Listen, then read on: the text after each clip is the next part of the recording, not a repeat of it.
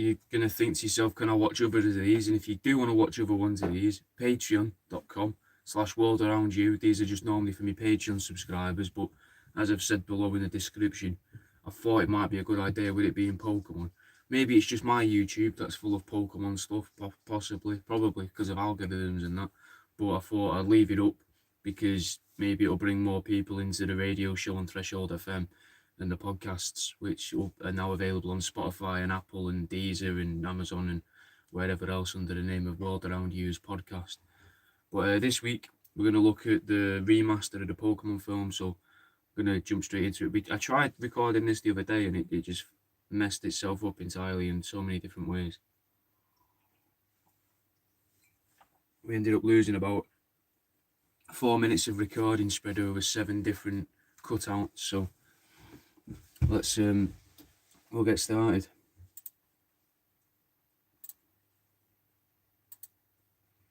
Hello? Hello? Right. We'll get into it. Alright guys, I'm the World Around You, and this is Pause for Thought on Threshold FM, and this week I thought we could look at what they were trying to put into children's heads back in the mid-90s with the first Pokemon film, Mewtwo Strikes Back, except I'm going to be using the modern 3D remake, so that's where we've got the name, Mewtwo Strikes Back again, which is an oversight on Nintendo and Game Freak's part. I gotta say, like 4Kids or whatever, they should have named it that, but like the original of this, along with Space Jam, were my favourite films as a kid. So there's a good chance that this film could actually be responsible for the way that I see the world. Maybe Japanese brainwashing is the flavour of soap used on the creases of my cortex in particular, but we won't know until we pick the film apart, I guess. So let's have a song to get us started. This is Pray For Me by Brother Ali.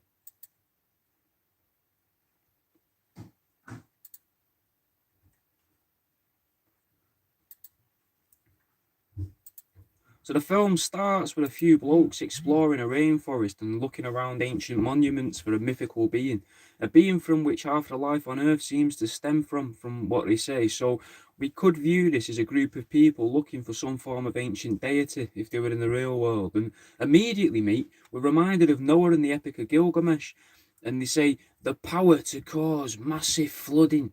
That's said by one of the characters, and it's also said that it can cause plant life to bloom. And the imagery on the screen at this moment is interesting as well, because it shows the creature in what looks like a vault door from Fallout, but you could easily imagine it to be some form of representation of the Earth itself, because it was in the centre and then another layer and a final layer around that, piercing that outer layer at 8 different pillars.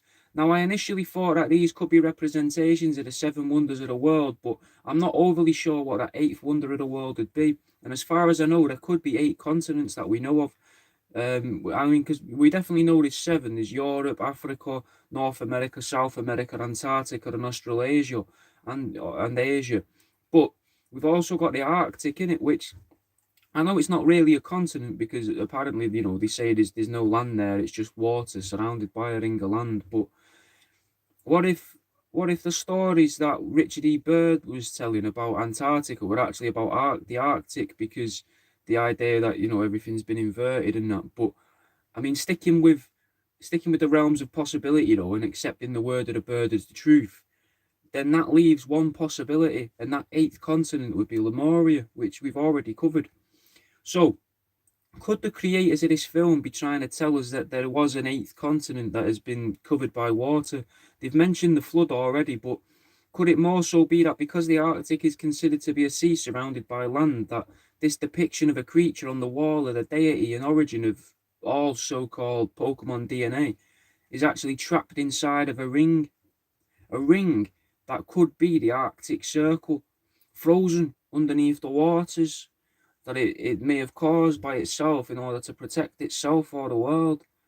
Now, if we tie this in with what we learned about the Last Airbender film a few months ago, then it makes sense, because they started in there to say that there was a connection between the water and the moon, like there supposedly is in the real world. And for nearly a year now, I've been trying to get it across to you that the moon could actually be some form of secret DNA splicing facility, and the moon is also believed to be by some of the more mainstream, like, quote unquote, scientists and investigators to be responsible for controlling the ebb of the tides on the Earth.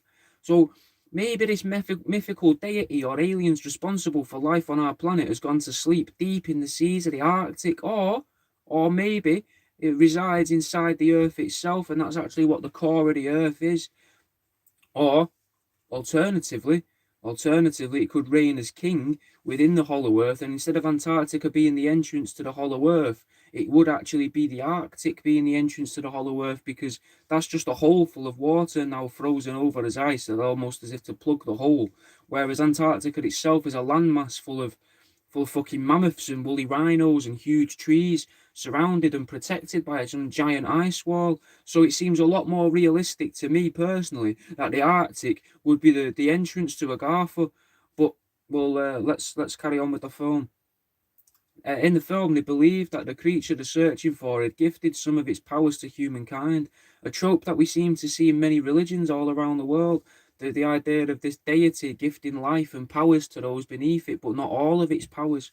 And at that moment, we see a shadow of the creature, and we can see that the shadow is visible through a crack in the wall. Now, Carl Sagan once described shadows as a way of the third dimension expressing itself in two dimensions. So could this be a subtle nod to those creatures being like shadows within our dimension? Maybe from a higher plane of existence, and therefore proof that there is or there are, or at least a warning of extra dimensional entities being around us. Maybe they're from the fourth or the fifth dimension, maybe from further up, sixth, seventh, eighth. Use your imagination in it. Maybe that's why there's 8 pillars. Maybe these creatures are from the eighth dimension.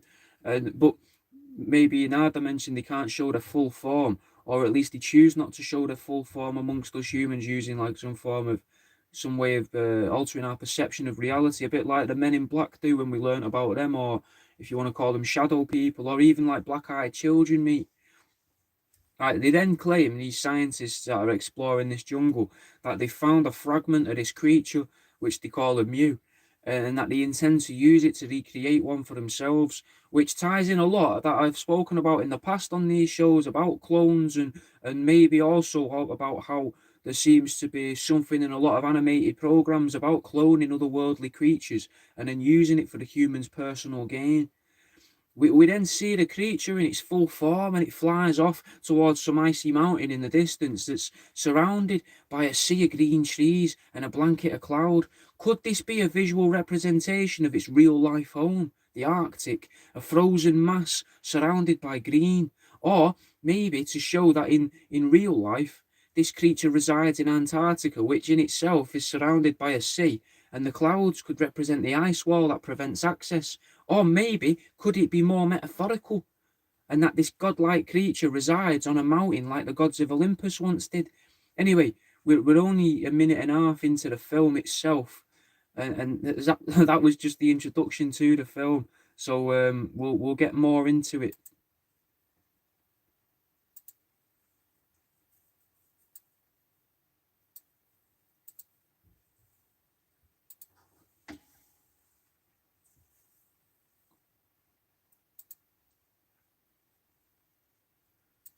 We then start to hear a voice, and that voice is questioning its own existence and memories, as it seems to be rushing in the first person view through water towards the surface of the water, towards the very icy mountain we saw moments before the credits, the starting credits. But if we're taking this whole thing as symbolic or maybe allegorical, it shows that same mountain inverted in the water as a reflection, which somewhat ties in with what David Icke talks about, with how this world is an inversion of the known world. And then we see the eyes open on a new creature as it questions its own existence. Then it says that it's just here, and that it hasn't simply emerged into this world out of nowhere, because it's here. Now, it's obvious that this isn't a natural creature because it's in a vat of liquid and it's got pipes connected to it. This ties in a little bit with what I've said about the Little Mermaid, if we remember that show. If we don't, maybe go back and come back to this one. Maybe we, or more specifically our children, are somehow made to become vessels for creatures that have no physical form, and then children's blockbusters are a way of teaching these entities about what's happened to them, or to tell them if they've been successful, or maybe to explain how they now exist in a new place that's unfamiliar to them, but they're suddenly in a body already. Similar to what the ideas of Scientology seem to be if you believe the South Park episode about the souls being trapped on Earth by massive machines and they're forced into the creatures of Earth to live out their sentences as lesser beings. Now, I was wondering now, could that be why there are people who want to create robots or so-called, AI, artificial intelligence? Because that would outlast our bodies, in it, potentially by months, in it, but more likely by a few hundred years, you would hope. Meaning that one so-called quote-unquote soul trapped on Earth could live out its sentence in entirety in one being and not have to restart and retrain its body again, meaning we'd no longer need children's blockbusters and we can get into making films just for adults. Not like making adult films, nothing blue in that. Maybe still a little bit of blue, but more films are like at least a 15 and up where you can have a couple decent swear words in there and a bit of actual violence, But could it also be a way to ensure that they don't live their sentence out initially? As a scientist, they could be a scientist and they're working hard to free all these souls from this weird fucking sci-fi enslavement they found themselves in. But then when that scientist dies, they could just fucking come back as like a fucking limpet, as a rock sucker, or even worse, as a fucking tortoise, and live for over 100 years whilst being able to do fuck all. Could that be why tortoises tend to be a little bit mean? Is that why we keep them as pets as well, to sort of taunt them? We taunt the souls of Xenu's trapped prisoners by keeping them in glass tanks in our houses and fucking chucking lettuce at them and the occasional strawberry and naming them after the fucking people that used to run our scout camps and that. So little shout out to Claire there. I had a tortoise, a Herman's tortoise at one point called Claire, and I named it Claire because it had a face very similar to the woman that ran Cubs when I was a kid, called Claire. Anyway, I've lost myself here. So these souls, like they could have worked as scientists, like or they could have been more complicit, if you like, and just gone along with being in a prison, and or even helped them to keep the souls trapped here by teaching people about things like an atmosphere, and scientists saying things about satellites when really the satellites could be things to trap people here. Or even worse, they could have been totally fucking unaware creatures just living out their lives as thinking that they're fucking actual tigers, car salesmen, or dogs, Labradors and that, rather than to revolt and escape the weird globular prison that they've been cast into. Anyway, back in the film, upon waking up, this creature that we've started to see instinctively uses some form of ESP to shatter a glass and to speak telepathically to the people that are around it. And the people around it are quick to give it a name. They name it the shit name of Mewtwo, like fucking Mew harder kind of thing, because it's supposed to be like a stronger version of Mew. And they begin to tell it that they've created it as a clone, which could represent. It could be representative of something that came to Earth and created us by splicing their own DNA with the native species of Earth, say the giants, or to create us to work for them to mine gold, if you believe in the stories of the Anunnaki, or possibly how the tall whites and reptilian alien species have produced the greys in order to work for them. Now, greys apparently also have communicative abilities like telepathy and the power to sort of bend our perception of reality like the Men in Black, just like how this new creature was able to bend the glass around him and break it into millions of little pieces, but without showing a thing of violence. He didn't just rip out the people's eyes with the glass. The glass just seemed to avoid all the people. The people don't even get wet. So we know that these clones are potentially quite nice guys.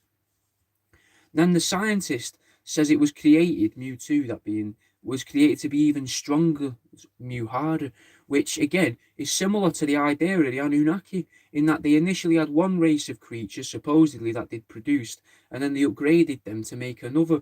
But I suppose the question is, which race are we? Not like in a fucking weird skinhead and face tattoo sort of fucking which race is better kind of way, but in the sense that, I want to get out of this. I need to get out of this. In the sense of, were the giants then us humans, and then they further improved us to create the greys? Or were the giants there originally, then they made the greys from them, and then they suffered some form of moral upheaval and thought it was cruel to make something that was the living equivalent of a robot, often assigned the term of worker drones from ufologists, from, and they thought this was somewhat unethical. So then they produced humans and gave them less knowledge of their psychic powers, but instead entrusted them with free will, as they called it, or at least the power to think and act independently. I think that's the biggest question we may ever encounter as a species and on the show itself. In what order did our alien overlords create us? Are we a stepping stone of evolution, or are we the final destination? Anyway, let's have a song. This is No Rest for the Weary by Blue Scholars.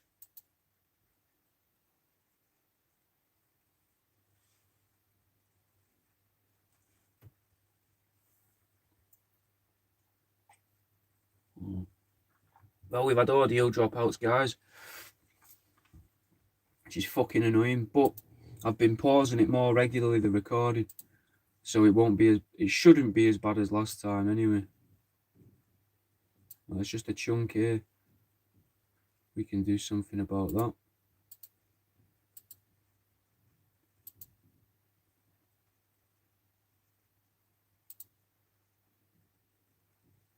Let's try and find where this was. Just got to add in the bit that we've lost, just from the computer not being the best computer in the world. Oh, press the wrong button there. So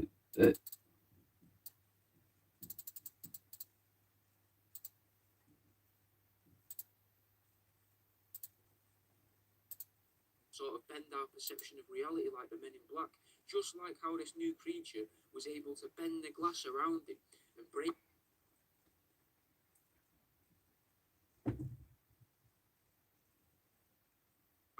The glass just seemed to avoid all the people. The people don't even get wet, so we know that these clones are.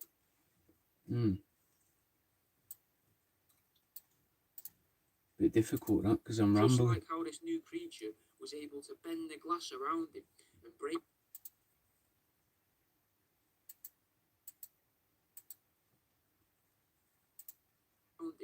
And break the glass into millions of little pieces and not actually harm any of the scientists or even wet any of the scientists there. The glass just seemed to avoid all the people.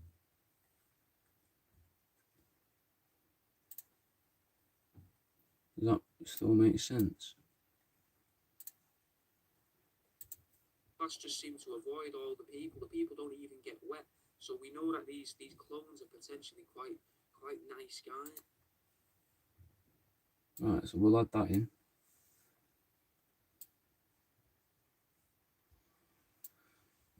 So you get to see what I'm doing as well. Like on the Patreon things, you get a bit of this, sometimes not if the computer works perfectly, but it doesn't always work perfectly.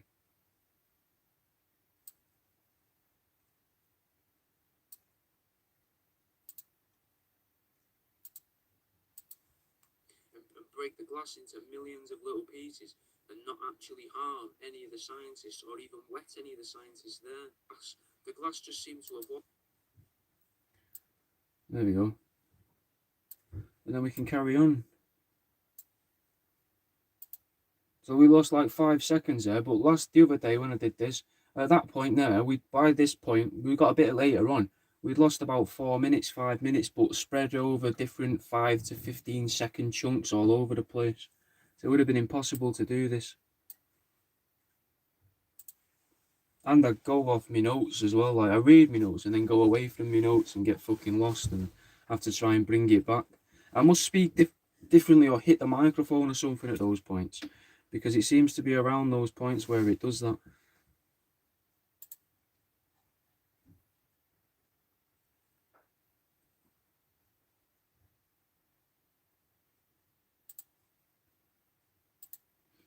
Now, the scientist, which is a word that if you say it in a certain way, could sound like you're saying psi, as in psyops, or more likely, is it a way to disguise the term CIA, a scientist, a scientist. Anyway, the scientist claims that only nature and human science can create life in this world. But to say human before science, like human science, seems a bit strange, almost as if are they trying to subtly tell us that there's another type of creature capable of science in the world, in the known world around us.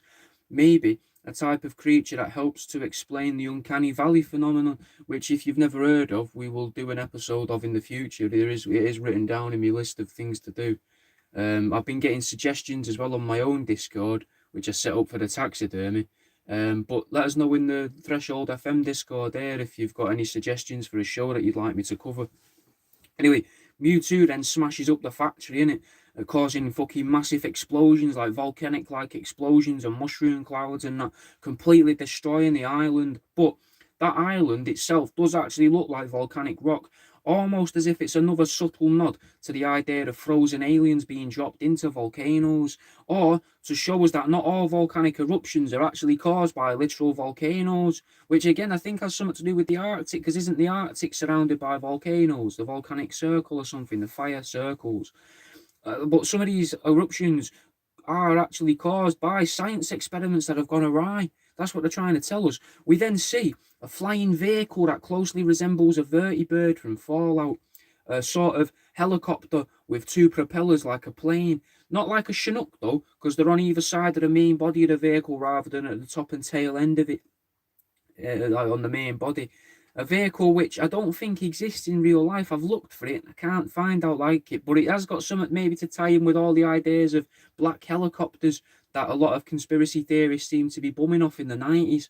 Now, it is a vehicle, though, that has been used in animations and films for decades, mate, for quite a long time now, and games.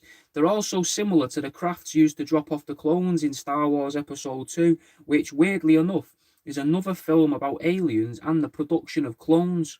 So, what are these crafts and why are they in everything? I know it could simply be a way for storytellers to be allowed to show something that looks like a military aircraft without having to get the military involved, which I've read is something that happens in American media, so that the military over there can turn any media into propaganda to make their weapons seem scarier or more powerful, or to trick people into thinking their military weapons are somewhat weaker, or other countries are. Like if it shows a tank, they have to show that to the propaganda department of the military or something, allegedly. But I don't know how true that is. I can't remember where I read it. But maybe by having something that doesn't actually exist in the real world, maybe they can circumvent this rule. Or maybe it's to illustrate to the viewer that there are aerial crafts that we can't normally see being used in the skies, and they all revolve around people or creatures in charge, like the concept of the black helicopters or UFOs or something. Or maybe we just don't know that these things exist because we're behind the wall kind of thing, and we're within like the Truman Show dome kind of thing. But outside of that is all sorts of technology.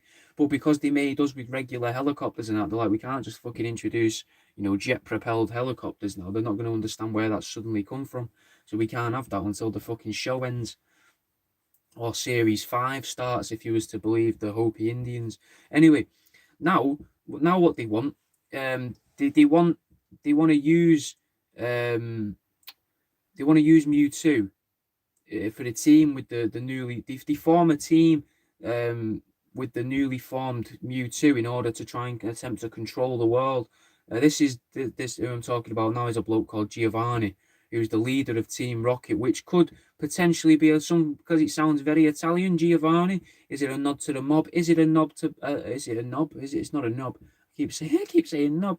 Is it a nod to the Catholic Church, to the Vatican? It sounds very like it could be. And then you've got aliens as well, which tie into the Vatican because, what are they keeping in the catacombs and that, and all them secret documents they don't want us to know? Why don't they want us to see them? Possibly because they're written in alien. Maybe. Anyway, Giovanni's the leader of Team Rocket, a team that, from my own memory of the show and my knowledge of Pokemon, never actually shows an interest in going to space. So it's very suspicious that they would pick that as a name. Maybe yet another nod to this having something to do with aliens trying to work together with the humans that they've created to control the known world. Giovanni then puts armor around the creature that restricts its power but allows some form of element of control over the creature, Just like the angels in Neo Genesis Evangelion, which I fully fucking recommend you watch. Um, on Netflix, it's fucking brilliant. Watch the series though, not the films. Where in that they've caught an angel and replicated it and built an armor around it in order to weaponize it against the other.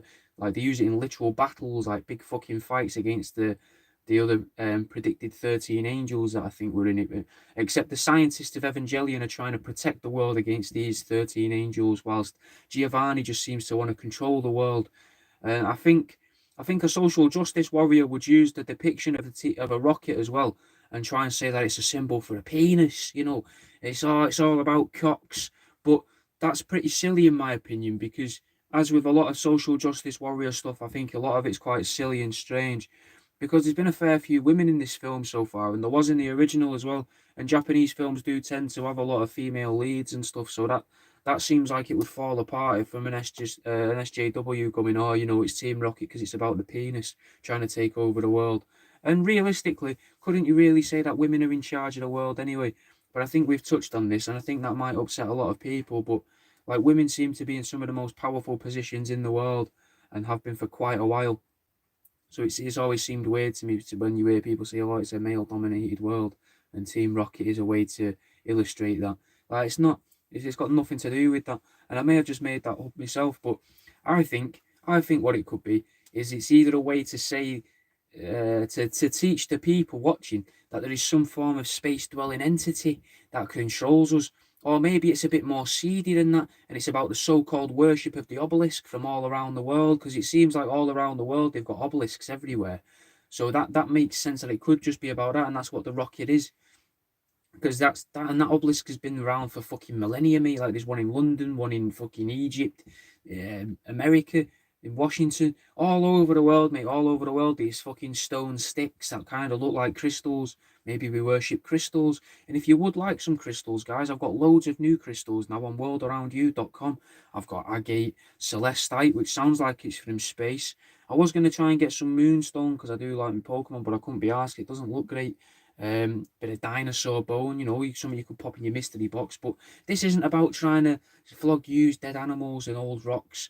This is about why this also explains why there are obelisks all around the world in most major cities and locations all over, or the outside at least, of the hollow earth. So could these obelisks just be the 8 pillars that we've seen at the start of the film on that depiction of Mew, and they're poking out from the hollow earth? I don't know. Now, we then see the armoured creature capture some bovine creatures, which could show how we're able to farm cows all around the world, maybe, without the interaction of these extra dimensional beings. Maybe we never would have started farming. A belief that might seem strange until you remember that many people assign agriculture itself as a gift from the beings from the sky. Like how we learned that Quetzalcoatl, the feathered serpent of Native American belief, or at least Central American belief, gifted corn and the knowledge of how to grow corn to the people of America thousands of years ago, or maybe a few hundred years ago if we was to believe the mathematics of anatomical flamenco. It's worth noting that in the film, these bovine creatures are actually a Pokemon as well, that all resemble bulls. And a little nerdy bit for you, they're always 100% male, which is weird, but it maybe ties in with what I was worrying about with the SJWs a minute ago. But Taurus, which is the name of the Pokemon, it is also a star sign, Taurus, and that's a bull as well. So could it be a subtle nod to this, saying that maybe the star sign of Taurus has something to do with the conquest that Giovanni spoke of in the scene prior to this? Maybe it's a way of showing our children that the prisoners of Earth are from particular star systems, and that the creatures originally from these star systems don't abide to the known laws of nature, and they're able to breed asexually, which again is something that is seen in a lot of films and media. These otherworldly creatures breeding without the need for another of the same species. For example, the xenomorph in Alien and Godzilla, they lay eggs in that in it by themselves, and quite possibly Predator too. But then again, they seem like they're ran on emotions, I guess, Predator, rather than like the chest busters and the King of the Lizards, because they hunt for their pride, in it, like not the actual like a lion pride like in the Lion King, but for their own personal pride. And they do get quite annoyed as well when things don't go their way, Predators. So out of all of the alien species in known franchises, maybe it's easiest to imagine predators fingering and fucking each other in order to make baby predators, which would make for a fucking sick film, mate. Not watching predators shag each other, I mean, maybe, but baby predator, baby predators, that could be the sequel. But it could be a sort of fucking like a buddy comedy, mate, where a group of gatherers, which is what I'm assuming the other half of the predator society would be called, because you've got the predators, which are hunters, and then you've got the gatherers possibly, and they've got to look after a baby predator, which I guess kind of sounds like it could also be suggesting a film where predator hunts a bunch of paedophiles though too, which that'd be pretty good. Except I think when the pedos try to cover themselves in mud to hide from the heat vision, the shine of their glasses and weird moustaches would probably give them away, so it'd be a pretty short film. But still, it'd be interesting to see how people would feel about a film where you're supposed to cheer on the bad guy, because no matter whose side you're on with that film where predators chasing the pedos, no matter whose side you're on, you're cheering on a bad guy, aren't you? Also, I guess casting might get a bit tricky with that. Do you want to feature in a film where you're called the baby predator, and you're a known paedophile being hunted by a predatory alien across a remote island? That might be a bit difficult to pitch to people, but I bet it's never been done before though. So if someone wants to run with that, I'm happy to try and possibly help out with that. But anyway, the film Mewtwo Strikes Back then starts to show Mewtwo having another crisis of self, but instead of a dried out river, as it's trying, but instead of, inside of a dried out river where it was trying to catch bulls, it's as if it's trying to tell us that these creatures don't actually come from another dimension, or that they're not aliens at all, but they're in fact creatures just from the bottom of the seas, which relates back to the start of the film with Mew possibly being depicted as trapped within the Arctic Circle. What's pretty weird as well is that my Zodiac theory holds up a little further.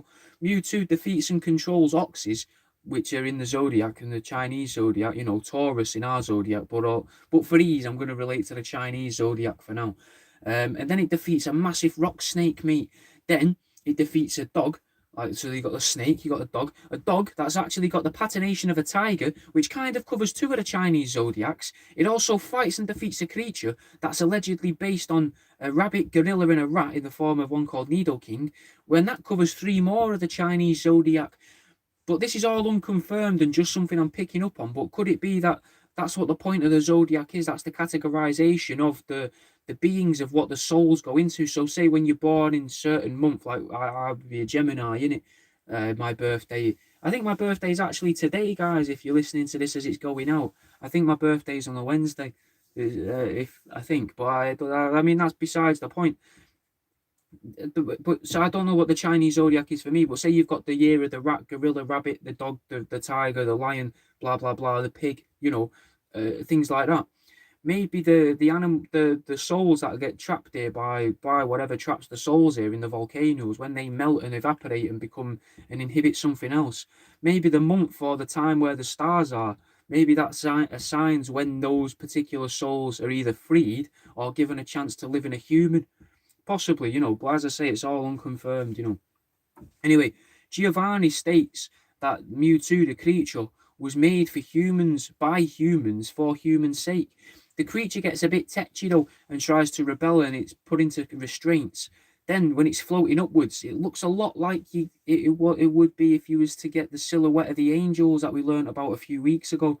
I'm thinking more like the seraphim, if you remember them, than the cherubim or the gold rings, which shows as well that Pokemon is possibly trying to teach us that some humans have found a way to capture, control, or reproduce angels or aliens for their own personal gain.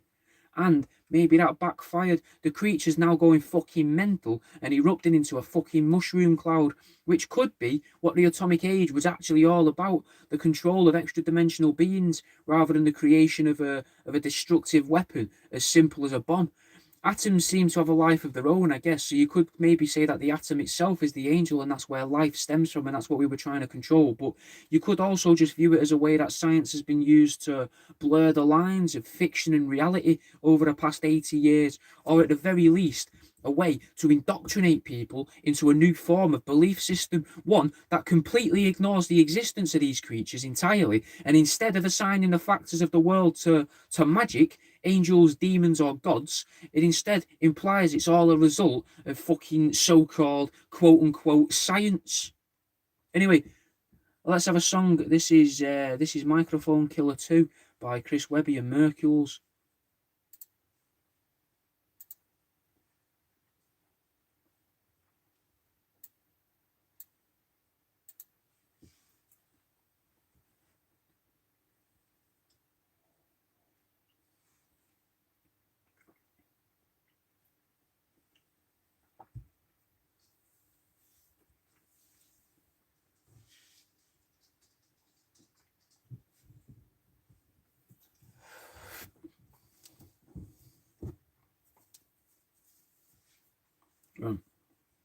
A bit of water.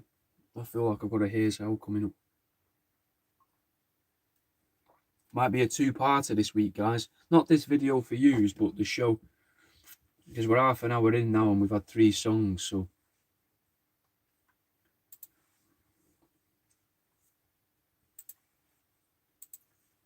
The synthetic creature flies off and sheds its armour, which is the only way many people in the world have ever actually seen this creature. So in a way now it could hide without the worry of ever being noticed. A little bit like how Mew was first seen as a shadow rather than in its full form. And it returns to the island where it was created, and it has an hallucination of the mountain that its predecessor, the original creature, actually seems to be from. A hallucination that ends quickly and is replaced by the image of the sea and the clouds, almost as if to say that we believe there is a sea. But at the other end of the water, there could be land that we don't know about. A land with creatures far beyond our comprehension. That's what it's telling us here. The creature then sees what it plans to do as a defense against the very existence of its creators, almost as if to say from this point on, everything done by this creature, this synthetic man-made creature, is an attack on humans.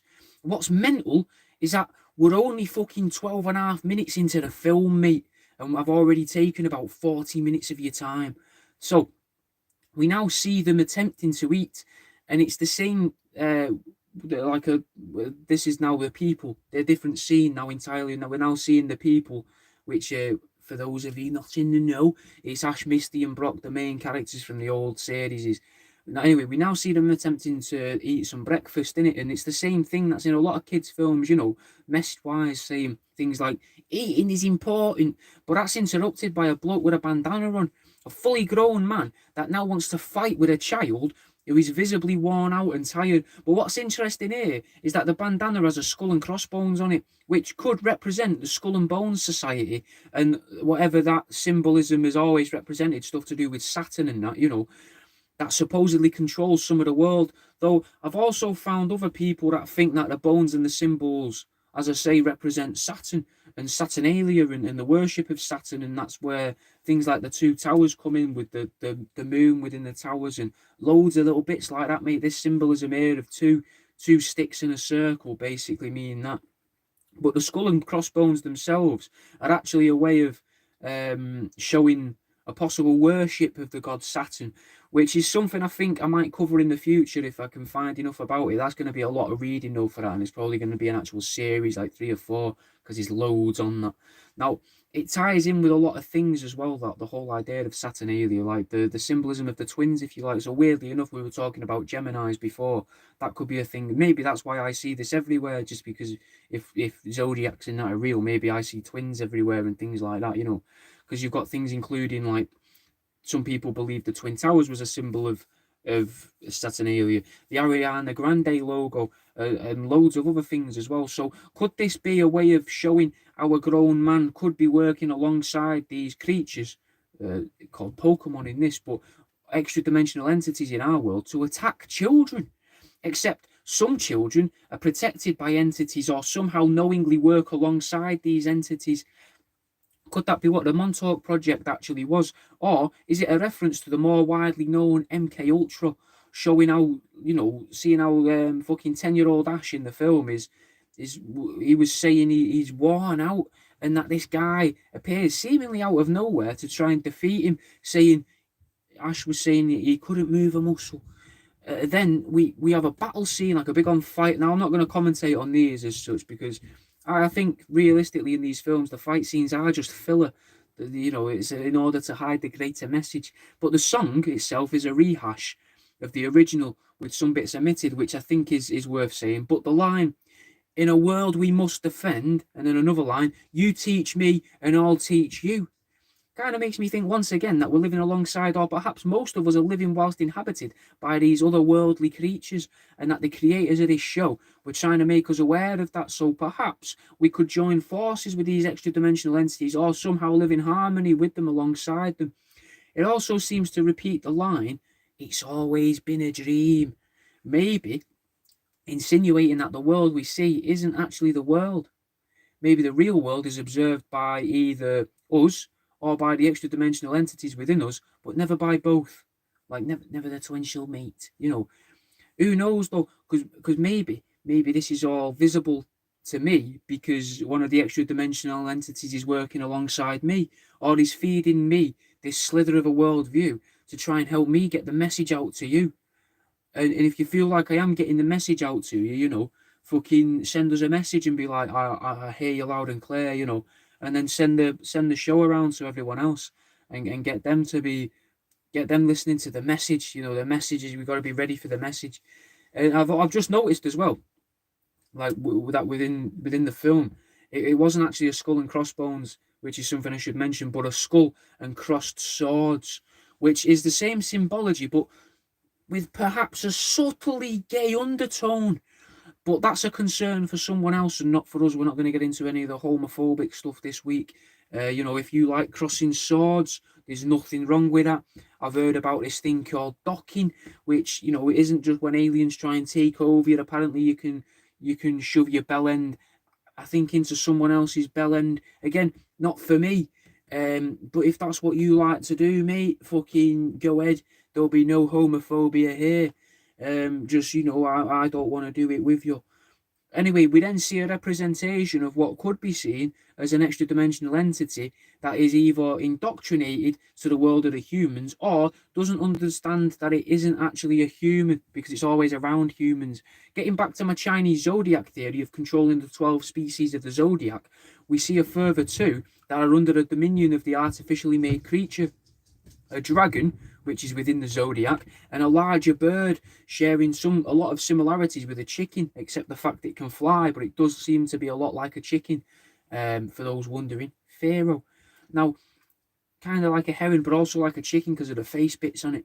We already know that the people in the Western world can be categorized as 12 different groups. Sagittarius, Virgo, Gemini, blah, blah, blah. I don't know the rest. Taurus is one of them. And so can the Eastern world as well, with the rooster, the cockerel, the monkey, the dragon, the rat, blah, blah, blah. Months are also separated into 12. But what if George Eastman of Kodak fame was trying to sever the link entirely by using a 13-month calendar? Or was he actually trying to say that there's a 13th species among us, this new artificial species, except history has remembered what he was trying to do was trying to change the months instead of the categorization of interdimensional or otherworldly creatures being held prisoner on what we call planet Earth. Some of the names of our months stem from Roman gods and possibly as well from Greek gods, but representation of months, but no, sorry, the fucking planets, the years, sorry. So the months stem from Roman gods and maybe Greek gods, but the planets do as well, like Mars and that, and Neptune and the fucking others. Saturn, I think, was a name of a god as well. You got to remember though that the star signs aren't actually a true representation of months though, because they can actually be halfway into one month and lead into halfway of what we call another month. So are the star signs the old months, the original months, what months used to be? But as globalization marches forwards and science takes over the world in place of religion and the old ways go out of the window, so does the correct categorization of people and extra dimensional entities. It's very hard to say with any degree of certainty, though.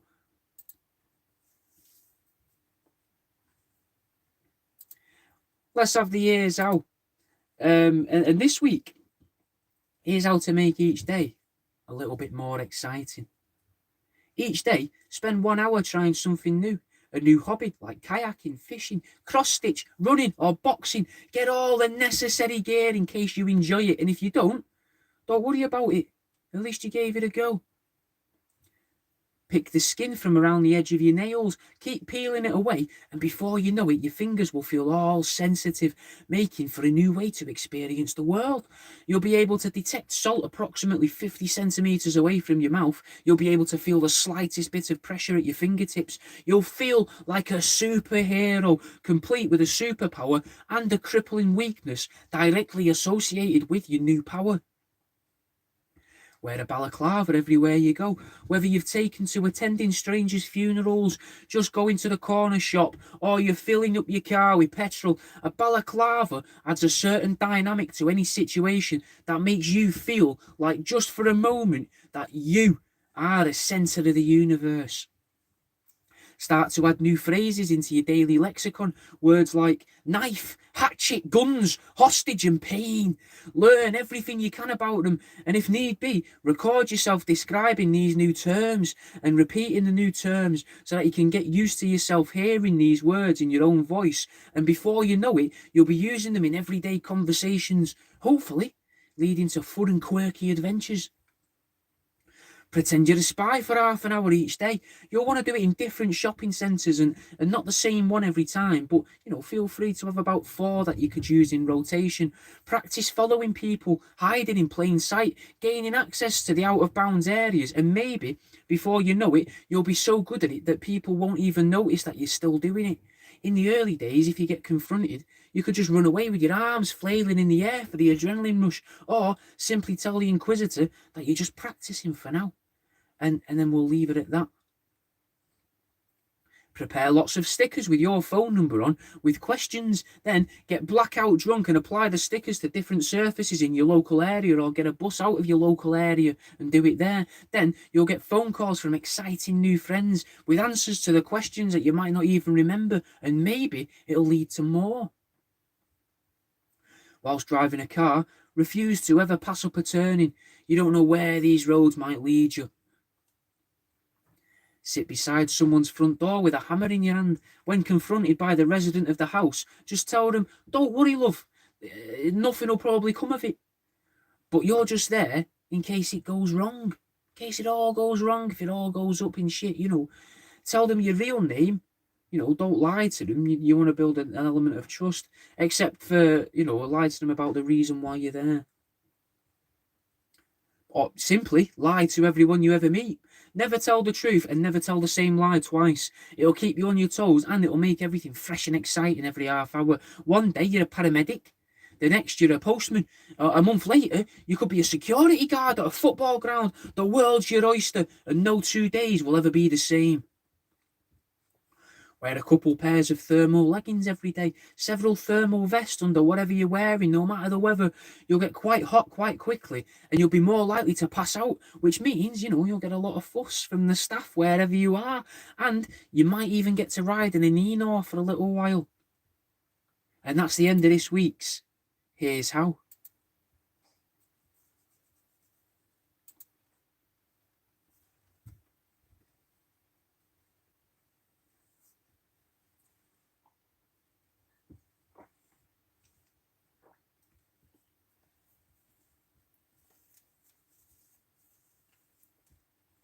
What do you think of the Here's How there, guys? Feel free to leave comments on this if you're watching it in the future. I will try and get back to you, innit? I don't think anyone's watched so far. Let's have a look. Let's have a little. Has anyone been in? No, don't think no one's been in. But it is fucking 10 o'clock on a Monday morning, bank holiday morning as well. I thought people might think, I'm hungover. Let's watch this guy rattle off about aliens, but never mind. Have I been recording all of that? No, good. Fuck for that. Getting back into the film, no. What we can physically see now is a hologram, but that isn't the only bit of advanced technology we see represented in these moments of the film. The artificial creature, Mewtwo, seems to have had some sudden realization, and it starts to manipulate the weather. Could it be that harp is actually weather manipulation conducted by a creature like many folklore stories have spoken of for thousands of years, rather than a literal machine or pumping aluminium into the air like we learnt in Truth Seeking a couple of months ago? Could it be instead of that, it's an actual fucking creature, and that controls the weather, or so-called cloud seeding, as I say, that so-called fucking scientists have slowly drip-fed us to make us lose our ancient knowledge of beings with immense strength and power, like the Titans of Greek mythology, or any of the countless mythological creatures that have been believed in throughout history. And this might be our first bit of etymology for the week here as well, guys, because mythological creature sounds to me suspiciously, fucking easy for me to say, fucking mythological creature sounds suspiciously like meteorological creature, and maybe that's where scientists originally coined the term. Whilst staring at computer screens, right, in the film, Mewtwo manages to make storm clouds appear out of nowhere, completely blocking out the sun, just like how many people on the internet at the moment believe Bill Gates may be intending to do. A man that, as far as I'm aware, is a real creature, but has spent a lot of time staring at computer screens, though that may not be anything more than just a coincidence, and we don't really like to focus on coincidences in this show. We want facts. We want ideas that we can actually fucking smash together, not just coincidences. Oh, this guy was here on a Tuesday and this thing happened on a Tuesday 6 months later. Not interested in that. So the clouds, right? The clouds that's being formed spiral, leaving a sort of clearing in the sky above the island, almost like it's trying to show that technology, that being that created that being the technology that created the creature, and the technology being used by the creature is the very same thing that is trapping us within the hollow earth itself. That's what they're trying to teach us there, guys. Or perhaps it's more of a dome. The clouds are forming a dome, but maybe to show us that at the center of the dome there is an entry point. Again, it's very hard to be 100% sure on the symbology, as there isn't actually any accompanying dialogue, so I'm having to pick it apart myself here. But there is like a hole in this dome of cloud above the island, if you like.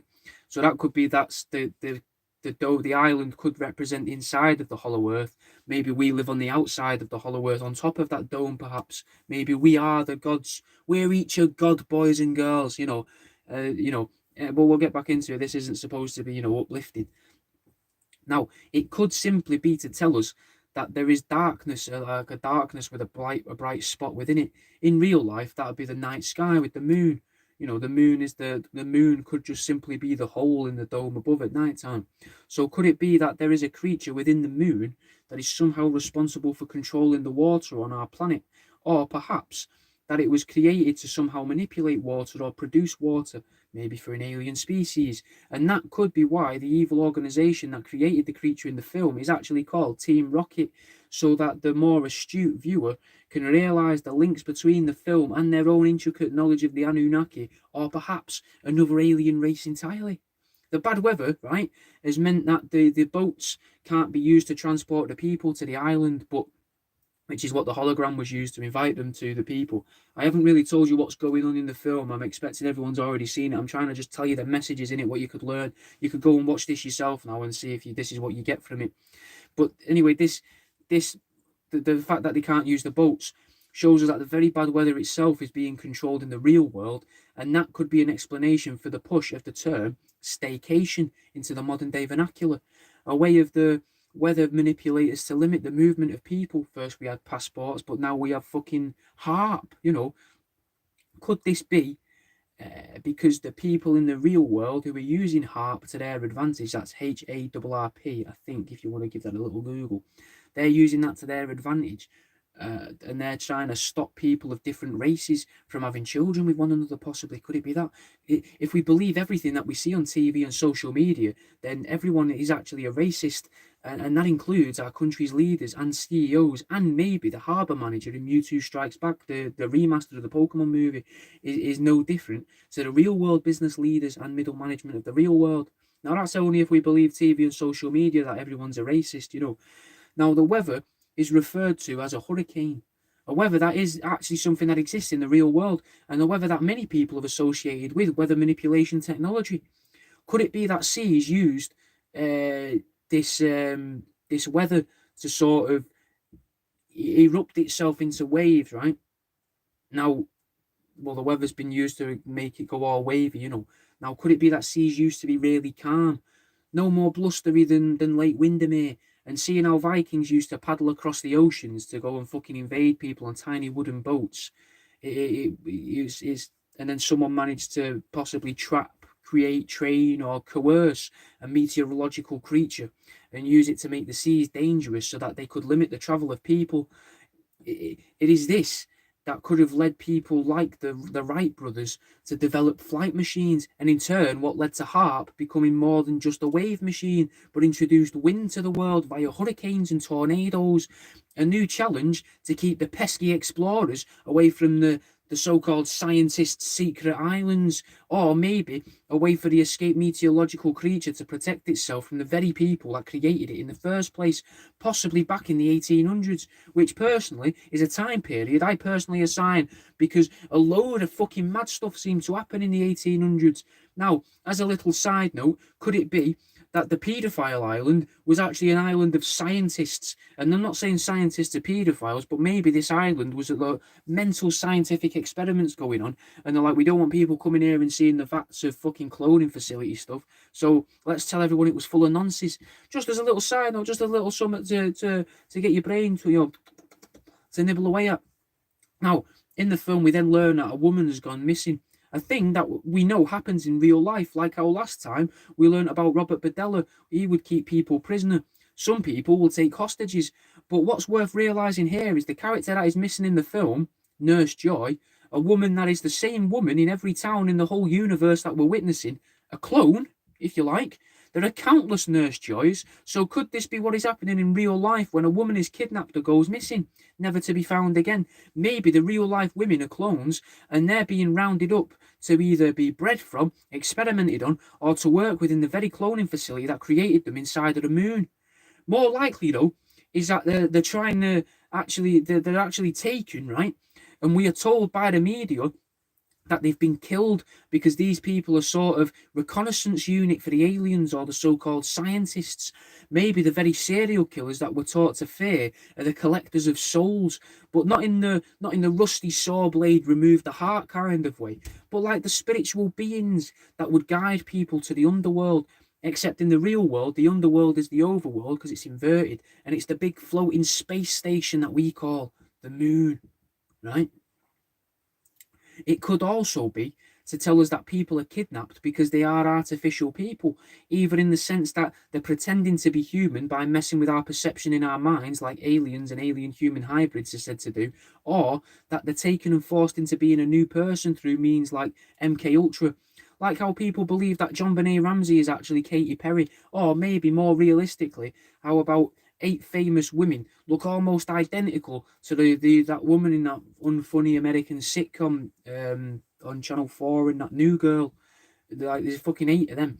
If the Pokemon universe, right, in the Pokemon universe, they see Nurse Joys repeatedly all over the place, and the Nurse Joys have a great influence over all their lives, just like how celebrities are seen a lot, you know, all the time on telly and everywhere, on posters and TV shows, and they tend to look similar, and they have a huge influence over all of our lives, so we're told, or at least a perceived influence. Let's say they have a perceived influence over all of our lives. And I know what you're thinking. You're thinking about Steve Buscemi now. You're bringing up Steve Buscemi in the Threshold Discord. No one looks like fucking Steve Buscemi. No one looks like him. Only Steve Buscemi looks like Steve Buscemi. Well, maybe they made him to throw us off. You know, maybe he's thrown into films to throw us off the cloning trail. It'd be really obvious to even the simplest of moviegoer that the government was cloning people if there was a Steve Buscemi, you know, lookalike in another film. So by creating him, or simply by Steve being a 100% real natural human, it means that the big they can carry on abducting the child clones grown artificially inside of real women's wombs, all around the world. Embryos that replaced real embryos, but whilst the mother was sleeping, she may have been experimented on. or abducted by a bunch of greys who were also clones, and then the women believe that they've been experimented on, but that's only because the aliens have affected their perception to make them believe the aliens haven't been planning to swap out the unborn fetus for their synthetic fetus all along, and it wasn't actually an experiment, it was always meant to be, and they're actually doing what they needed to do. Anyway, let's have a song. This is Serious by Joe Budden and Joel Ortiz.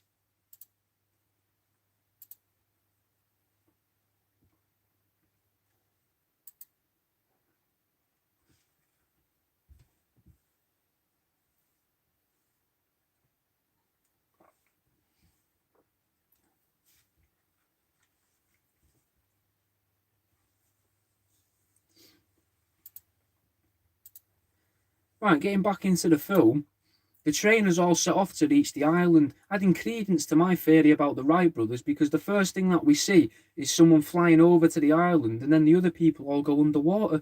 So could the existence of artificially made living organisms be the real reason why we created submarines and planes? In the same way that some believe that there are entities that aren't capable of new thoughts.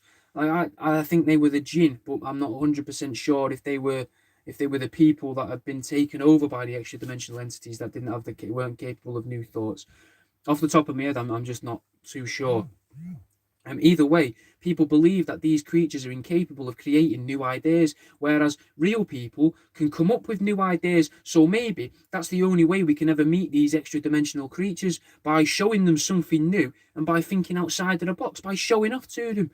Now, a boat appears almost as if to further the plot. But Brock, a main character, comments on how it has great timing. Could this be to introduce the ideas of synchronicity to the observing children and extra-dimensional entities living within our children? Or to teach the extra-dimensional beings that have taken over the bodies of the children that when they encounter problems, they will be approached by a machine, which we may perceive as a UFO or a USO, an unidentified submersible object, seen as we're at sea.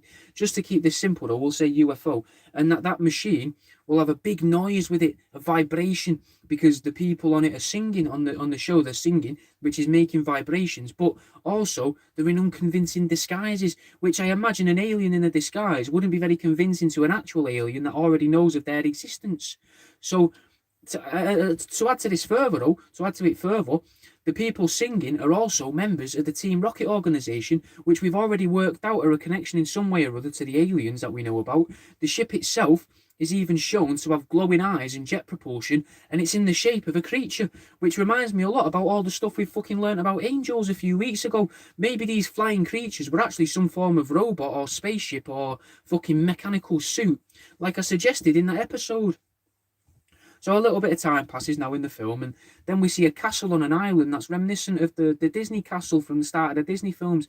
Now, maybe the creators of the film were trying to insinuate that the creators of Disney were evil, because possibly, because the way the clouds are formed around it is also quite similar to the way that star flicks over the castle at the start of the films, which I'm now just realising is possibly a way that Disney shows that we are within a dome, on a flat earth, or trapped within a hollow earth.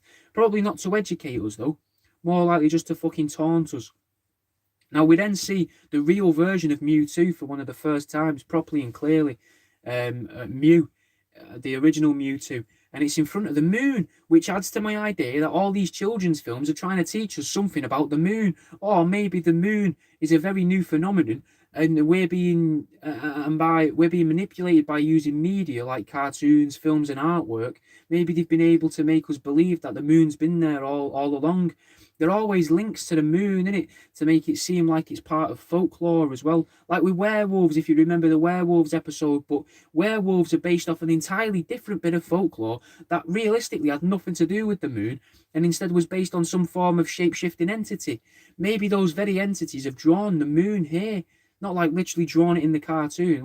Well, yeah, drawn it into the cartoon, but pulled the moon here or put the moon there, and it could be a ship that contains more of these extra-dimensional entities or aliens, or maybe it's a way to portal or a window for them to come through. It could be a ship that was built by the shapeshifters in order to create clones of us and to infiltrate our planet further without the need for more shapeshifters, because I would imagine that would create some form of power struggle if they were to invite more of their own species here, if there was too many of them. Like what happened between Enki and Enlil when they argued about over what should be done with the humans. See, we're fucking constantly being taught about all this stuff, mate. Constantly and everything. Now, sorry, back in the film, right, they entered a cave network beneath the castle, which could also be thought of as a kingdom, if we want to view the castle as a kingdom, because a castle could be an indication that, there's a kingdom there. Meaning potentially it could be a nod to the hollow earth and the idea that there is a king above that rules the earth below, that rules the hollow earth. Whatever rules above rules below, which I think we may have covered or at least touched on in the Hollow Earth episode. Maybe we'll come back to do a proper Hollow Earth episode, I'm not sure. Now, the lady at the castle is the brainwashed Nurse Joy, but she doesn't remember a past life, only that she's been there since the beginning. Now, this shows that maybe the idea of the evil organisation, Team Rocket, is responsible for brainwashing, just like how MK happened in the real world, except rather than with drugs, which we are allowed to believe it was actually done through, maybe psychic powers. Maybe it was done through psychic powers. Something that sounds far-fetched until you realise that that's what the Montauk projects had something to do with. They was to do with psychic powers, and people that have had communications or visitations from aliens and MIBs often say that they spoke without opening their mouths. They speak telepathically and alter the perception of reality, making you see them as a person rather than seeing them as a fucking shadow creature or as a fucking minotaur or whatever, just like how Mewtwo has done to this nurse, completely altering her perception of reality and time. But could it be deeper, though? A way of very subtly saying that healthcare professionals believe that they're doing one thing, but in reality, they're doing something else entirely. No evidence for that as such, and you've got to be very careful what you say about healthcare professionals at the moment in the current climate, but it's just a thought, though, because if I personally wanted to gain access to a load of people to conduct covert experiments, then I'd use a hospital, innit?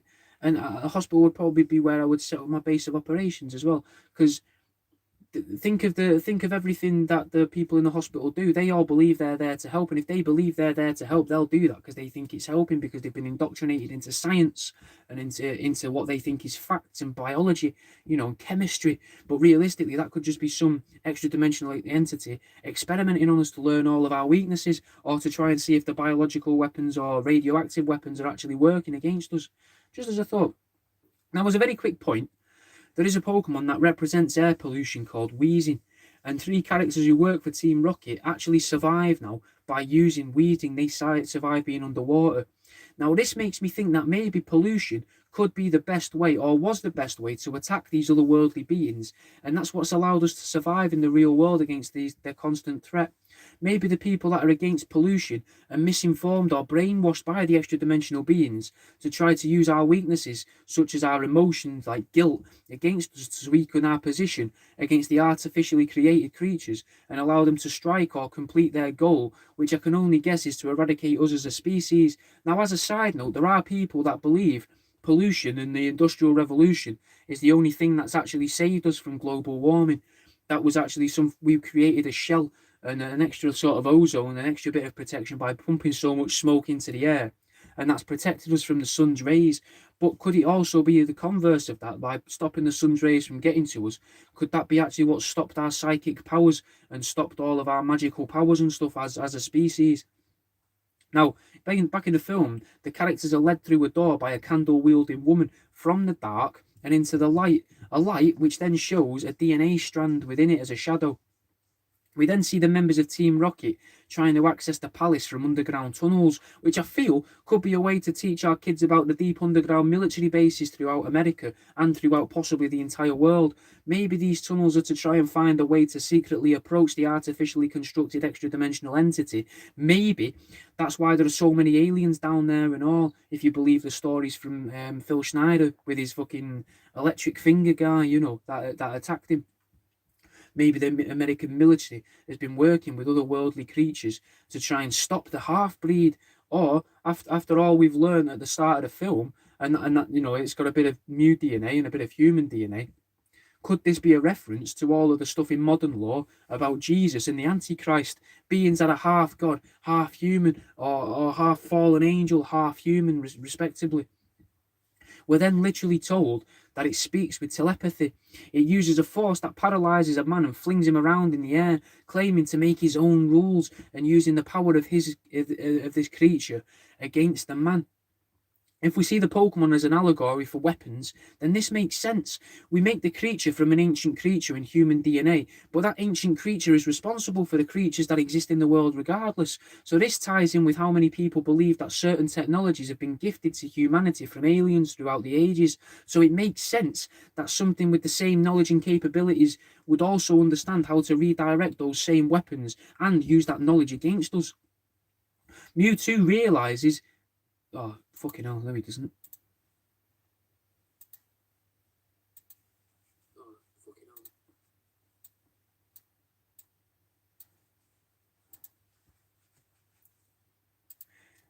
Mewtwo releases the woman from his control and the headpiece, which is a tiara, that falls off of her. Could this be a way of showing us that the leaders of the world are under the control of a higher power? A lot of Americans seem to believe that their leader does what they do with God or with Jesus. And in England, we sing to God about our Queen as a way of a national anthem. So this could make sense because these people in charge, as far as I'm aware, have no literal superpowers, though monarchies are said to have certain special qualities in their blood that helps them. Maybe the things in their blood is what allows them to communicate with the extra-dimensional entities that clearly control our lives. Or maybe it's to show us that once these indicators of power are stripped away from the people in charge, that they're just human again, nothing more and nothing to be feared. Or could it be a way to show us that any of us can be physically controlled at any given moment and released at the drop of a jewel-encrusted hat?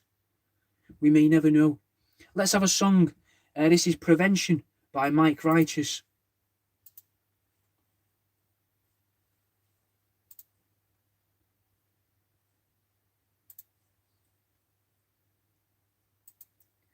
The creature, the artificial creature Mewtwo, then says he's capable of controlling the human brain, something that many people have associated with aliens and the gods for millennia. We then see a very natural looking factory. Naturally, not in the sense that it looks like a normal factory, like it's been constructed from living tissue rather than machinery. Green glowing goo with Pokemon inside of them, tubes and weird space age patterns. We then learn that this is a replication of the cloning facility from earlier in the film, except it seems to be a lot more advanced. We then see how simply a clone can be made, just a few strands of hair and out pops another clone. We then have my suspicions confirmed, right, that the Mew from the beginning is a nod to the extra-dimensional entities of the real world, because we literally see it enter into a little portal to disappear. So where does it go? Where does it travel through these tunnels that we can't see, possibly? We then see humans try to use Pokemon against Mewtwo to damage and attack it, and adding into my idea that these are all allegorical for alien gifted technology, the artificial creature is able to stop the attacks dead in the tracks and repel them as simply as flicking its fingers.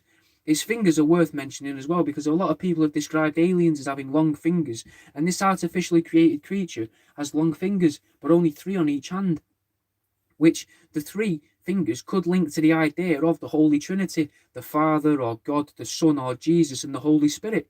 So could this be a way to try and show us that what we consider God or Jesus is an artificial construct, and in fact the creature we made and have been made to forget by the creature that we made it? Or is it trying to teach us that, or try and make us believe that religion itself is something we invented, and that religion has started to control us, bleeding into every nook and cranny, infecting everything, because it's all been made to be used, it's all been made from the beliefs held by those people who were aware of religion. Society, right? Society is rules, even to a certain point. Science was held up to the laws and rules and religion, until Charles Darwin went against it and said that maybe they weren't all created by some godlike entity, but maybe they evolved. But maybe science itself is being used or created by the entity as a sort of controlled opposition to make us believe that there are only 2 possible solutions. Because as humans, we seem to love the idea of 2 possible outcomes. Male or female was one held by everyone until a couple of years ago, when that started to be challenged. On or off was another, but now we've got features on tellies like standby mode, red or blue, which is applicable in most cities in reference to sports, politics, and ironically even Pokemon games. But there could be a third or fourth option, and maybe that's what Pokemon Yellow version was trying to teach us. But as cynical Westerners, we view the third installment of a series as a cash grab rather than a deep, meaningful lesson. Now, I don't know what the third option would be in regards to creation, because you've got God created everything, God made everything, or the Big Bang irradiated nothingness and made everything. But that's still something that we can't understand, making everything. It's still the same thing. The Big Bang is basically just like a fucking another way of saying God, it seems, because everything's made from nothingness, and then it made things come into existence, and those things evolved into what we see around us right now, and possibly what we don't see around us right now. Maybe the reality is somewhere in the middle, though. Like something created this perception of reality around us, and that itself evolves constantly over time in order to keep us under the control of the being that thought it all up. But where could that have come from? Well, that ties back into the human desire for two outcomes, things either existing or not existing. What if everything exists constantly and always has done and always will do, either in a loop or just infinitely? Anyway, it's not important, and we're getting massively off topic. Just so you know where we're up to in the film at this point, we're 46 minutes into the film, innit? Just in case you were wondering, and I'm on my 13th page of notes at this point. So we'll try and stick to the film more, because I think we can round this up pretty soon. We see creatures awaken from the cloning facility now, and they could be seen to represent the Titans, I guess, because you've got fire, water, and earth are represented in three monsters that we see, which could show how this artificial creature could have the ability to control the very things that create these elements. Something we learn, like atoms, something we learn here is that the cloned Pokemon all seem to have stretch marks. Now, in current day, we're told that stretch marks are made from rapid changes taking place in your body, often associated with weight gain or pregnancy. But what if stretch marks are actually an indication that that person has been replaced by a quickly grown clone? A problem that's like many Canadian families are currently experiencing in 2021. Look it up. That is being explained away, what's happening there in Canada at the minute, by scientists as some form of illness of the brain, because people don't believe their family members are the same people that they were yesterday. But what if they're just able to see through the charade, and the stretch marks could be a dead giveaway? What if Uncanny Valley is happening there, and they're experiencing the Uncanny Valley sensation because their family members have been replaced by clones grown in the moon, by an artificial entity that was created by an evil organization thousands or hundreds of years ago, maybe in the 1800s, possibly. Right, tonight, I recommend that everyone listening goes home and tells their partner that they're going to inspect them for stretch marks, just to be sure, to make sure that they're the same person that they did originally fall in love with. Then report your findings to your local church and authorities if you do find any stretch marks. Do it subtly, though, because we don't want them to know that we know that the stretch marks are a giveaway, because obviously these people that have made the clones, or these things that have made the clones, have probably infiltrated your local religious settings and your local authorities. So maybe just report them to other people. Like send a message around to people on social media saying, my wife's now got stretch marks, I don't think she's the same woman that I once knew. Things like that. Maybe tell her as well. Anyway, we then see that the cloned versions are actually much stronger than the originals. This could be another way to test your loved ones. Their recent weight gain could be an indication that they've become stronger, since they're now carrying more meat around. It could also show you that their clone hasn't got the same understanding of the world as what the real version had, and that maybe they're discovering new foods that the real version didn't originally eat. So if they started eating asparagus, and you think that's a bit weird. Vegans, mate, that could be where vegans have come from. Because I don't want to eat meat, because I could have been created just like that cow could have been created. That cow shouldn't exist, I shouldn't exist, so I'm only eating vegetables. Maybe vegans are the clones. All right, so these clones also tie in with the idea of the Anunnaki creating a second batch of humanoids that were more capable of carrying out their tasks. And this, in the film, could be a way to illustrate that, or simply a way to illustrate how replaceable we all really are. Now, considering the illustration of how Mewtwo had advanced the technology to make the lab seem like it was a living, breathing entity, could it be possible that creators of the film, Mewtwo Strikes Back, are trying to show us that we will all be replaced with technology? Bear in mind this film is a remaster, so the idea of self-checkouts in Tesco's wasn't really around in the late 1990s when the film was originally released. So this was, you can see how they drip feed us information. by having the idea of a laboratory and a science lab that wasn't man-made and that seemed natural and like it was actually alive amongst itself. That shows us how we were going to be replaced as checkout staff in Tesco's and Sainsbury's and Morrison's and all the other wonderful supermarkets that exist in the UK that could be looking for voiceover work from me. After the battle that happened, right, things then resemble things that resemble purple eyes are summoned out of nowhere, maybe from another dimension. And again, the entity says it creates its own rules. Could that be to say that the artificially created Son of God or Antichrist is actually responsible for the religion or science that we know of and are the rules it's alluding to in this film? Another indicator that the whole film is about an alien using our understanding or reliance on their technology against us is that Ash claims something is impossible, but Mewtwo says that anything is possible with the ones that he makes, which is a lot, I guess that's a lot like kind of saying, or or don't, we should wear you should wear a condom because you could get her pregnant, and then you could say, oh, not the way that we do it, kind of thing. Is Mewtwo just being like, oh, I've invented anal sex? Is that trying to again with the weird homophobic bits at the start with the crossed swords? Is that trying to? Is it trying to, drip feed the idea of homophobic things into people's minds rather than the acceptance of gay people, which is what we all really, really want, because they're just as sound as other people. I mean, you can have gay people that are bellends, you can have straight people that are bellends. I don't think it matters if if they're gay or if they're straight. But I think Mewtwo cares. Anyway, with this implication that whatever technology we've been gifted by aliens has limitations put there on purpose by the aliens to be able to limit our own capabilities, or through the aliens' naivety in a belief that we would use the technology as a stepping stone towards further advancements rather than simply viewing that as the pinnacle of creative endeavours. Something that, in my opinion, science likes to do, since it hasn't really created much new stuff. It's only ever slightly improved what already exists within its own limitations. So surely if science was real and scientists could do anything, then instead of creating phones with smaller batteries, they could create cordless toasters, or a way of dehydrating a house into a pill form so that you can take holidays without worrying that someone's going to break into your house whilst you're away. Plus, you could just shit out your house when you get to wherever it is you're going, and that would eradicate the need for rental kennels, hotels, caravans, three other things that, in my opinion, scientists have failed to innovate for dozens of years. Besides, listen to what I'm even saying. I've been brainwashed here and all, because I'm believing that scientists can only innovate rather than create something new.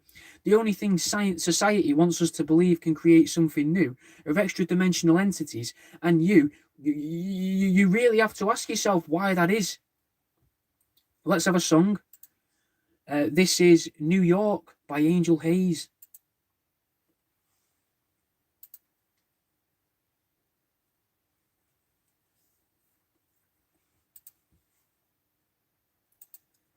One of the next things we see is Pikachu running up the double helix staircase before getting captured, though before it is captured it releases loads of electricity into the helix, which could be a way to try and ready humans for their digital enhancements or other cybernetic enhancements in their bodies, or to show us that DNA itself is a way to create things, and by adding that little spark of electricity it brings it to life. More likely though is to show us that our very DNA is the prison that contains us all. We're all restricted by our own biological constraints that may have been put there by our extra-dimensional creator. Now, we see lots of metal arms are responsible for the cloning, which may be a way to say that machines could be controlled by the possibly demonic entities, which is something I touched on at the start of the film. We got a little nod to that at the beginning. Maybe that's what all the technological advancements have been about in the past 100 or 200 years, producing something with an interface that can be more easily controlled by something that does require rules. Maybe that's why all the teachings of free will, that's what all the teachings of free will have been for, to teach us that we have free will, kind of thing, that we're not robots, we're not AI, when realistically we might be robots or AI just made by the clone. We could be clones in the same way that the clone lab, right? In the same way that the clone lab was originally made by people and it was all machines, then it got made by the clone itself and it looked like it was a living, breathing organism. Just like that's what we could be. We could be seen to be living, breathing organisms, but reality, we're artificially made. We're like machines, but made of flesh and meat and blood. But maybe not all of us. I don't know. Maybe that's what they're working towards. Maybe they teach us these things about free will, though, to make us believe that we can't be controlled, because maybe that's all part of the rules of this game. If we believe something, then it becomes reality. It becomes our perception of reality, of the world around us. It becomes a part of how we perceive the world, meaning it becomes the world that is procedurally, is that the word, created by the, like when you're in a game with a draw distance kind of thing. But anyway, the procedurally created. The world that's created by the extra dimensional entities attempting to control us either way. And by introducing free will, it means that we can do whatever we want whenever we want, freeing us from their grasp as long as we believe in free will. Maybe that's the whole point of religion, to teach us that, so that we can't be controlled by these entities, these so-called monsters. But maybe religion's against them. Maybe they're not all monsters. Maybe they're not all bad. Yet machines, right? Machines will have no free will. They'll simply do whatever they're programmed to do, like we originally were, until someone very smart sat down and figured out that they could teach us about free will and started blurring all of the lines of what was known. Maybe that's why in the Bible, proto-humans, Adam and Eve and Lilith and that, they're kicked out of Eden by the mysterious benefactor. No, not a benefactor. Well, kind of a benefactor. The mysterious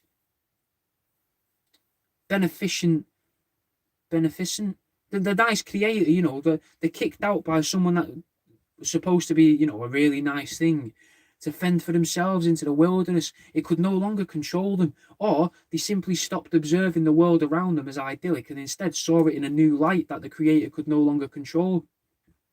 Maybe that's why Pandora opening the box led to all the evils of the world.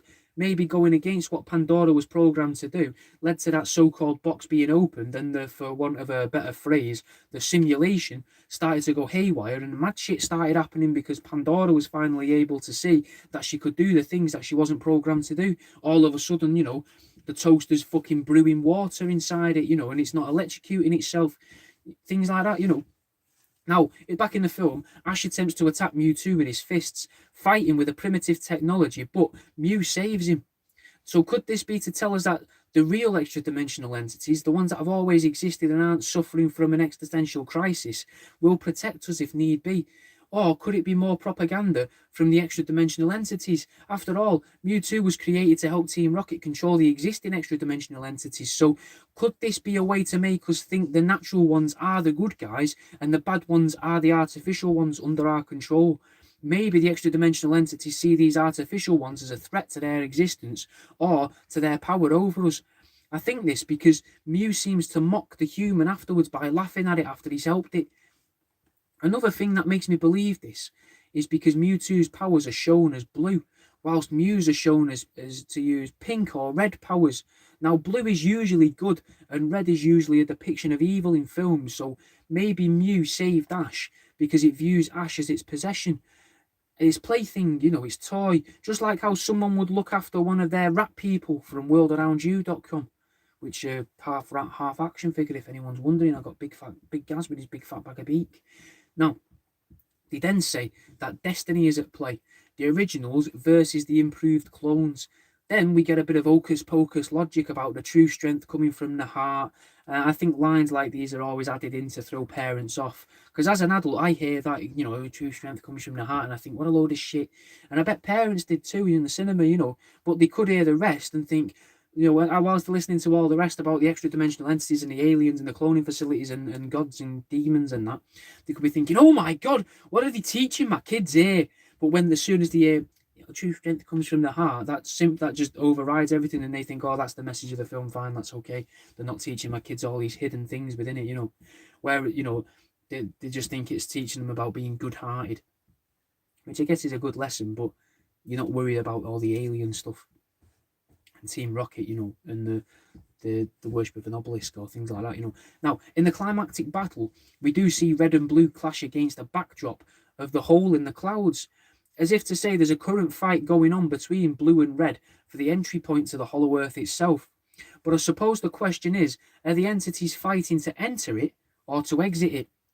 Then there's a bit of dialogue that tells us that originals and copies are living in the same world and that they should be able to live without fighting. There's an irony to this now because of how heavy like Nintendo and Game Freak have come down on people that make counterfeit versions of their games in the past. But they want us to see that these creatures are all living amongst each other and that there's nothing wrong with copies and clones. They're fine. We should just live alongside the clones. Yet they won't let people make fucking ROMs of improved ROMs of their games without trying to sue them or give them cease and desists.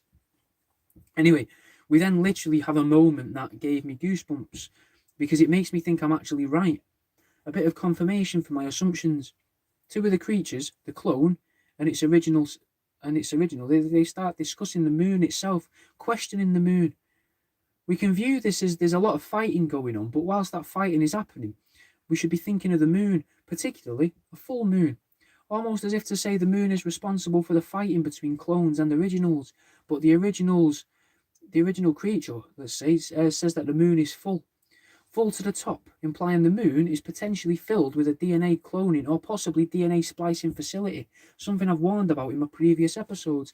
But it could also mean that the moon is full of DNA, because the moon could be the original ark, if you like, and that's why there's two of each creature here, and it's saying all of this is in the moon. Now, slightly off topic, but I remember in a Sonic the Hedgehog cartoon, Sonic once saying something along the lines of, "It's funny, we come from totally different worlds, but the moon looks exactly the same." Or we could try that in a different voice. We could try in a Scottish accent. "It's funny, we come from totally different worlds, but the moon looks exactly the same." No, if that's any good. But that was Sonic. So could that mean that the moon is where these worlds are observed from, or where they're projected from? Because if you think about a film being projected at a cinema, the films look different every time, but from the perspective of the characters on the screen, that bright circle of light they'd be looking out at amongst the darkness will always look the same. So maybe the moon isn't a DNA splicing facility. Maybe I've gotten it wrong. Maybe it's just because we currently associate life stemming from DNA that we associate the moon with that. Maybe the moon is just where our reality, our world, our lives stems from.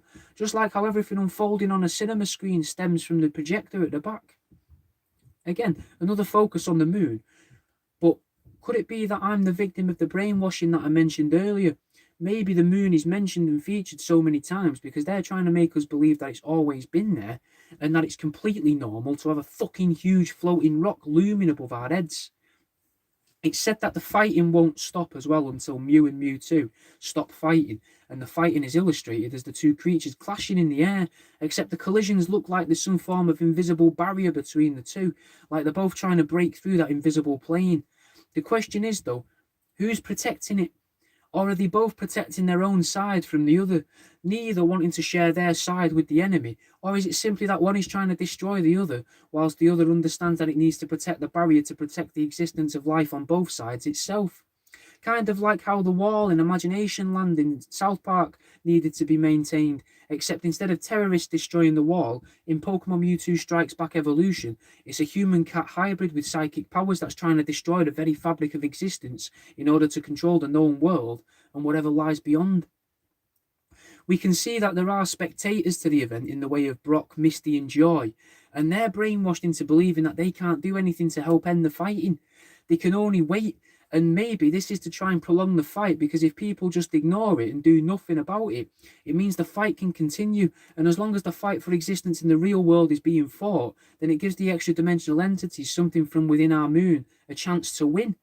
Whereas if we all paid attention to it, either by listening to radio shows like this on Threshold FM or listening to Truth Seeking on Threshold FM, it would take power away from the people that are currently under the control of the artificially made extra-dimensional entity, and that may allow them to be freed from its long-fingered grasps, in return slowly developing and turning the world's faces towards the moon, where we could witness the true extra-dimensional entities and put an end to this madness once and for all.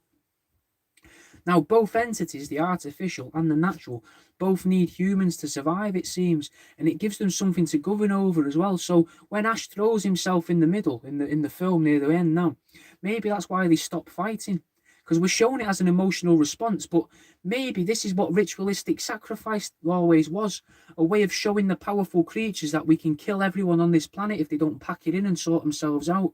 A weird but powerful message to send our possible creators that they have made for us, to send our powerful message to send our creators, that that they may have made us, but if they don't act in a fair and responsible way, we can take it away from them. We can take everything that they created away just by killing ourselves and each other.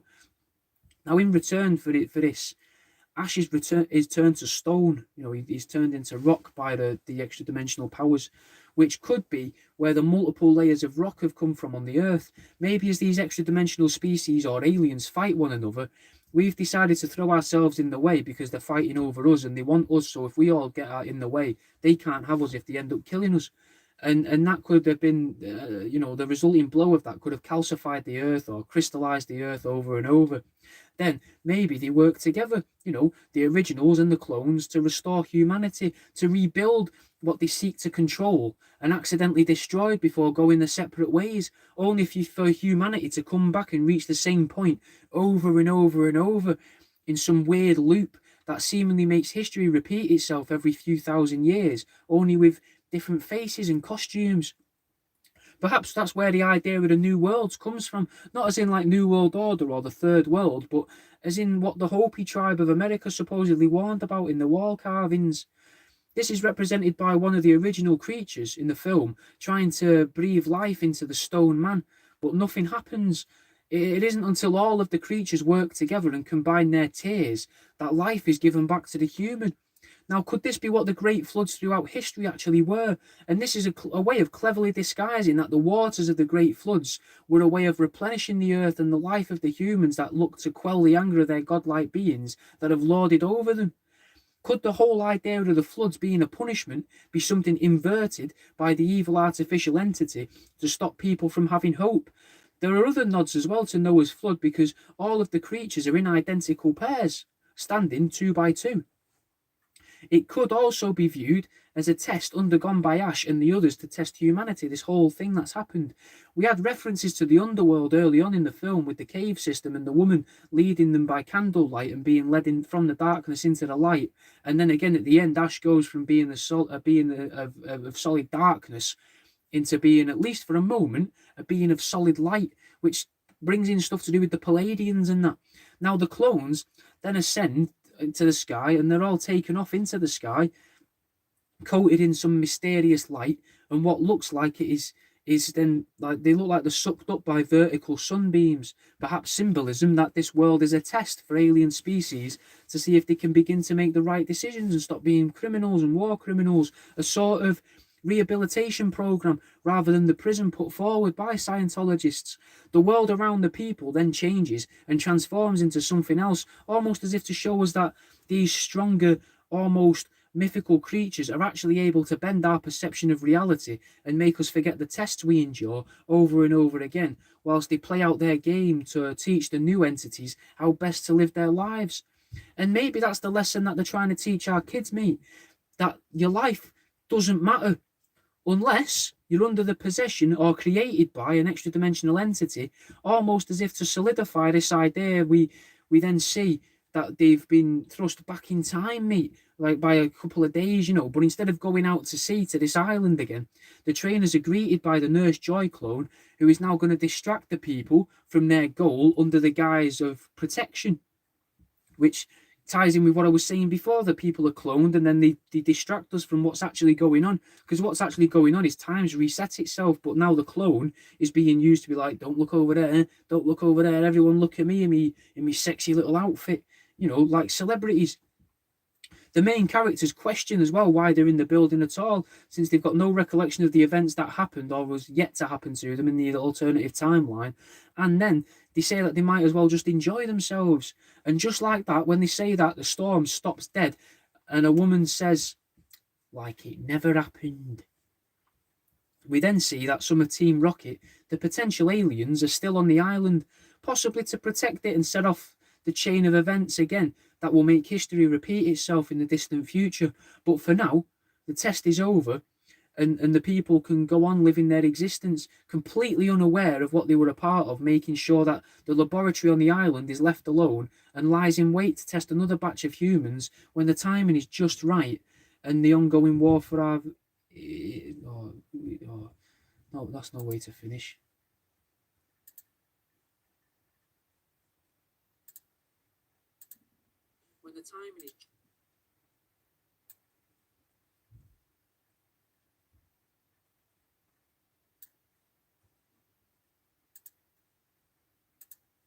when the timing is just right in the ongoing war for our very existence. And that's all we've got time for this week, guys. There'll be HDR later tonight, and you've got loads to catch up on demand on the Threshold.fm app. I think Jimmy's back tonight as well. With Jim will mix it, and I think we'll be on tomorrow with Truth Seeking at 7 o'clock. So I'll fucking see you in a bit, guys.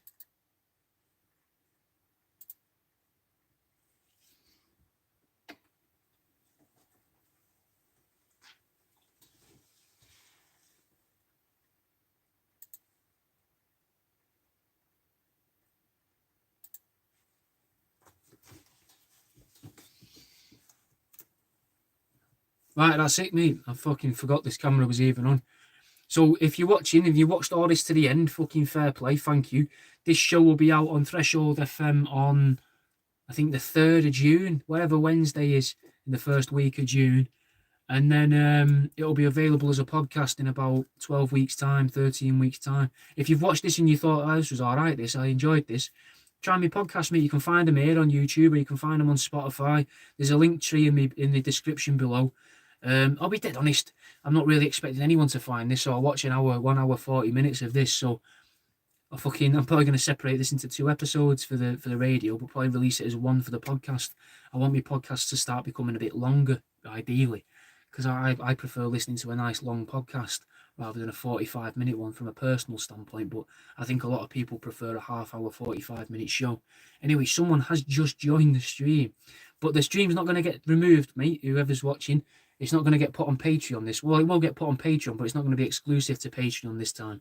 This one's going to stay up so people can get an idea of what happens when I record these, and they can see what's on Patreon for them. These videos, these recordings of future episodes, along with copies of my ebook, mate. If you want my ebook, just sign up to Patreon. A few quid a month, and it gets you access to the ebooks. Right, I'll see you in a bit, guys. Thanks for watching. I've pressed the wrong button again, which I always do, which is really annoying. Also, stuff on the website. If you're watching this and you're watching this sort of after the first week of June, resin stuff's back, mate. I'll see you in a bit.